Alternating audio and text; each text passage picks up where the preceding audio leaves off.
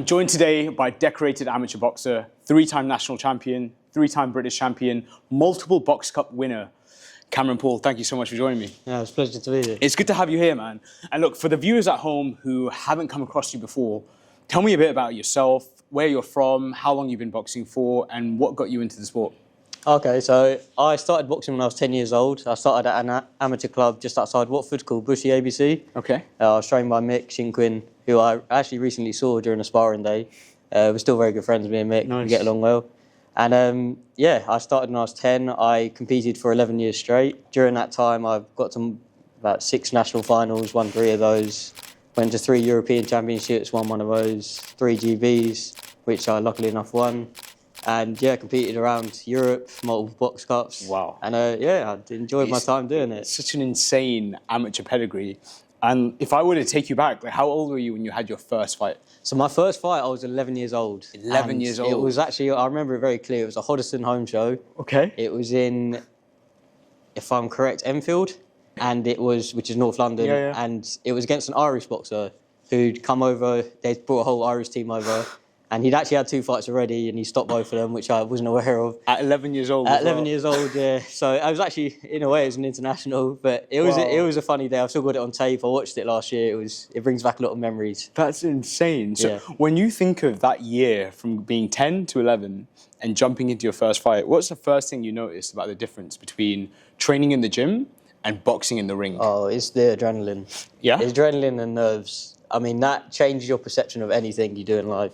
I mean, you could be going, I don't know, to go for a walk outside, but imagine going for a walk outside and having all eyes on you. Crowds cheering your name. And you're focused like lead light. You're going to remember everything about that walk, but at the same time, you're not going to remember anything. The thought patterns in your brain are just very twisted and turned. Absolutely. You've got to maintain that focus all the time. And that jump from boxing domestically to internationally, winning King of the Ring or the Odivelas Box Cup, it's insanely different to any normal person anyway, who hasn't seen that or hasn't been in that atmosphere. How different was it boxing from a home stage to the world stage with international crowds? Because your first fight was against an international fighter. Yeah. So did it feel very different? I'd say, to be honest, I prefer it. Yeah? It feels different in a way. It feels very professional. Everything, I mean, when you box on home shows, even like my first fight, it was still a home show, and it's organised but a bit disorganised. You know, fights run a bit behind.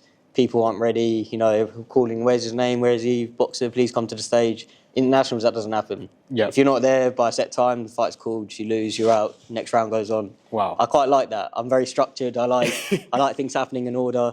And also, the international crowds, they really vary. Yeah. I mean, I boxed in Russia and the Europeans, and you could hear a pin drop. A lot of those crowds were silent when it was Russia, because they love their boxing, but they're not the most vocal when it came to it. They're very respectful and they like watching. Do you prefer a loud crowd? And what impact does it have on your performance in the ring? I mean, honestly, I don't hear it. Yeah? I tune into the coach in my corner and that's it. Yeah, I can hand the heart say, I don't even hear my dad, and my dad's the loudest in the ring by far. But when I watch him back, I'm thinking, flipping no, I can't hear anything else with my dad. That's insane. But yeah, I just tune into that. I mean, I know you hear fighters and sports people say the crowd really cheered them on, but I can't really relate, to be honest. I just know that with me, I'm just focused on that adrenaline, that rush just blurs everything out, and you just focus on what's in front of you and that voice in your corner. You know, the ability to blur out all of the background noise on the stage is one thing, but that's probably a skill that you developed over the years.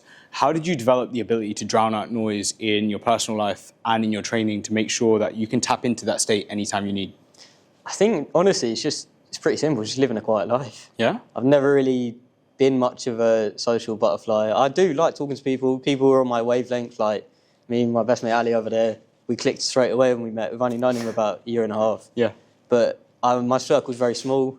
I don't go out, not I'd say I wouldn't socialise, I just don't go out where I need to be. Yeah. I'm What's very a day in the life of Cameron Paul? Day in the life of Cameron Paul is much simpler than people would have thought. Get up at about 6 o'clock, go to work for 7, work until about 3, 4 o'clock, and then I will come home, walk my dog, spend a bit of time with her, do some groundwork, so either my strength and conditioning groundwork or just mobility stuff.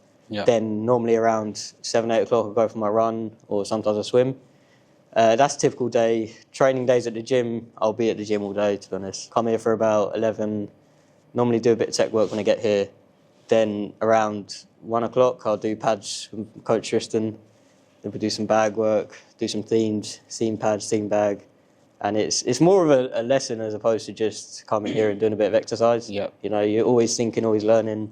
And that's where you're burning the candle at both ends. You know, you're not just switching off. That's where studying throughout my life really helps as well. As much as I haven't enjoyed school and university in terms of getting work done, it's more, you don't realise how much it plays a part until you sort of step out of that. Yep. And it definitely helps with your focus, 100%. I would definitely recommend anyone trying in anything they're doing, just focus on everything you do, not just the things you enjoy, because it carries over big time.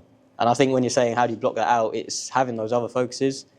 As much as all I wanted to do was fight and box and train, having those other focuses helps keep your mind occupied. Mind's a powerful thing, man. If you can't control it and tame it, then it does take over.